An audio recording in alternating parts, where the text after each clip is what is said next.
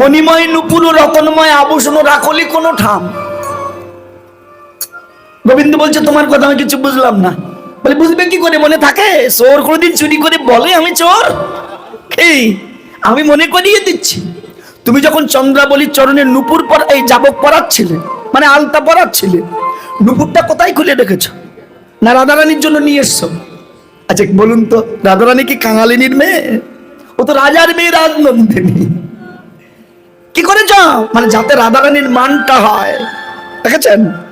গোবিন্দ বলছে দেখো পদ্মা, তোমার ভুল হচ্ছে কোথাও। তোমাদের চন্দ্রাবলীর নুপুর এখানে নেই, তুমি ভালো করে কুঞ্জে খুঁজে দেখো, যাও। পদ্মা ডেকে বলছে শোনো না গো, তোমার বলার আগে আমরা অনেক খুঁজেছি, অনেক খুঁজেছি, কিন্তু কোথাও নুপুর পাইনি। শোনো, আবরণ সম্পুট কোথাও না মিলল, খুঁজি খুঁজি দেখেন কুঞ্জে। কি সুন্দর পদগুলো লিখেছে বৈষ্ণব গীত কবি। আবরণ সম্পুট কোথাও না মিলল, খুঁজি খুঁজি দেখিল কুঞ্জে। তোমার বলার আগে অনেকবার খুঁজেছি, আমরা পাইনি। ওই আবরণ লাগি কাতর বেল বিধুমুখী, সখীগণে বহুতর গঞ্জে। অর্থাৎ ওই নুপুরের জন্য চন্দ্রাবলী আমাদেরকে অনেক ভর্ৎসনা করছে, গালি দিচ্ছে, সহ্য করতে না পেরে তোমার কাছে এসেছি। যেই এ কথাটা বলেছেন, ওখানে ললিতা ছিলেন। শুনিয়া ললিতা কহ, কি কহল পদ্মালো। ছি ছি ছি ছি ছি, এতে কি কথা শোনালি পদ্মা? এতে লাগি কাতর সই। পদগুলো খুব কঠিন ভাষা। এ বাবা, ইতে লাগি কাতর সই, এর জন্য তো সখী কাতরা হয়েছে। মণিময়ীন কাঞ্চন এত কি পদার্থ হলো, বড় জো চাঁদ নাহি কই। অর্থাৎ ওই সোনার গয়না এত কি পদার্থ হলো যে কৃষ্ণ পেয়েও তার মনোবাসনা পূর্ণ হলো না। কে? বড় জো চাঁদ নাহি কই, অর্থাৎ কৃষ্ণ ধন যে পেয়েছে, তার জাগতিক জগতের অর্থ ঐশ্বর্যের আর তার কি চাওয়া পাওয়া, কি প্রয়োজন? ছি ছি ছি ছি ছি, এই যে গুয়ার লাজ নাহি উহাকো, কো লাগি সই এত অপমান। শিকর কহে ধিক কমল তেজিয়া বলি, ধুতুরা ফুলেতে মধুপান। ছি ছি ছি ছি, নাগর, এই তোমার বুদ্ধি? আহা, তুমি কমলের মধু পরিত্যাগ করে তুমি ধুতুরার মধু খেতে গেছো। মা যেই মাত্র এই কথা বলেছেন, রাধারানীর তো অভিমান হয়েছে। কেন? সখী রে, সারা নিশি কুল কলঙ্কের ভয় পরিহার করে, যার জন্য নিবৃত কাননে আমি কুঞ্জ নির্মাণ করে বসে আছি, সেই বধূ আমার কুঞ্জে না এসে, যার কাছে বধূ অপেক্ষা সোনার মূল্য বেশি, বধূ তার কুঞ্জে গেল কেন? কে মা?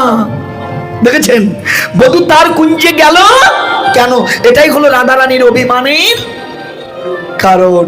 আচ্ছা মা, একটা প্রশ্ন করি তো আপনাদের। আচ্ছা বলুন তো, এ জগতে রাধারানী যে অভিমান করেছে কৃষ্ণের ওপরে, এখানে স্বার্থটা ছিল কার বলতে পারেন? স্বার্থটা কার? আমরা অনেকেই জানি অভিমান সেই করে যে যার স্বার্থ আছে, নাকি?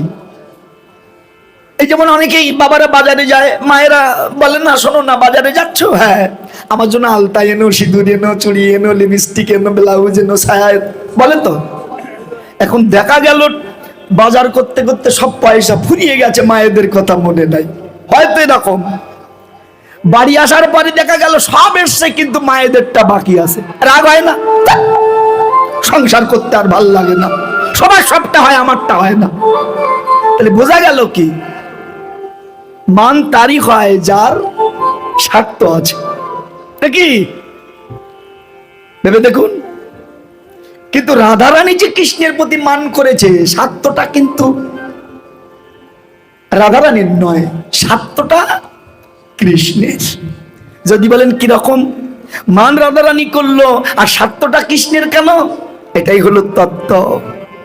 কারণ রাধারানী নিজের জন্য মান করিনি, করেছে কৃষ্ণের জন্য। ওগো দয়াময়, এতদিন শুনেছি বটে, বিষয়ের মাঝে কবু কৃষ্ণ নয়, বিষয়ের দূরে কৃষ্ণ জানি হো নিশ্চয়। কারণ বিষয়ের মধ্যে কোনোদিন কৃষ্ণ ভক্তি হয় না। তাই যদি হয়, তুমি কেন সেই বিষয়ে ঘরে গেলে?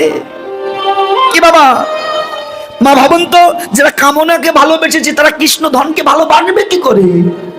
কে বাবা, তারা তো অনায়াসে কামনা চরিতার্থ করতে যে কৃষ্ণকে তাড়িয়ে দিচ্ছে, কৃষ্ণকে ধ্বংস করছে।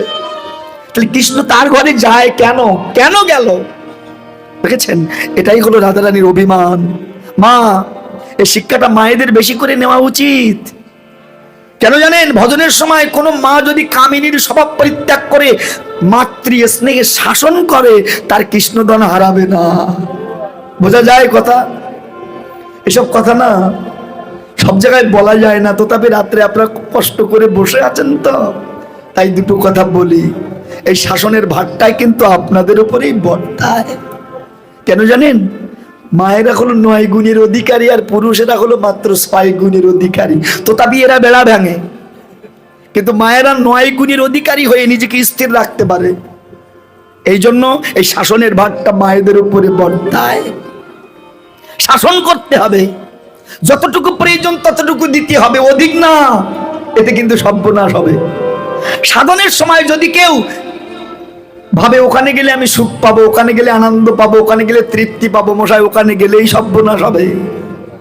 ভজনে কখনো পরিণতি চেয়েও না, পরিণাম চেয়েও না, তাহলে কিন্তু সর্বনাশ হবে। কি বোঝো? তা বোঝো, না হলে মুখ বোঝো। কি এই জন্য খুব তত্ত্বের ঘরের কথা গো। তাইতে রাধারানী বলছে, শোনো, যার কাছে বধূ অপেক্ষা সোনার মূল্য বেশি, বধূ সেই কুঞ্জে গেল কেন? শাসনটা দেখুন। যাও, এই মুহূর্ত আমার ঘর থেকে চলে যাও, আমি তোমার ওই বদন আর দেখব। দেখেছেন মা?